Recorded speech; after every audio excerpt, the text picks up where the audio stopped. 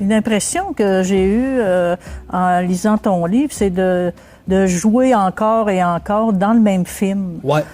Par exemple, quand on rencontre un touriste anglophone, on est prompt à switcher en anglais.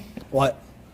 Ouais, les Québécois ont une espèce d'humilité intrinsèque, espèce de, on pourrait dire, le syndrome du colonisé, le syndrome de ne pas avoir le sentiment de sa valeur propre, de ne pas avoir suffisamment confiance en sa parole et en son existence pour s'affirmer.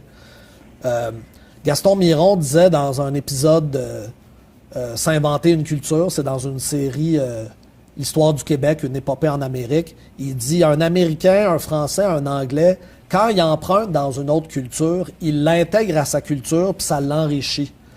Mais un Québécois, quand il prend dans une autre culture, au lieu de l'enrichir, ça le désagrège, ça le disperse. Un petit peu comme quelqu'un qui mange une carotte, il devient la carotte. Puis là, Gaston Miron, il disait que c'est parce qu'à la base, on était un type qui était hétérogène. Mais moi, je suis pas tout à fait d'accord avec Gaston Miron, même si je l'ai pensé longtemps qu'on était un type hétérogène au départ.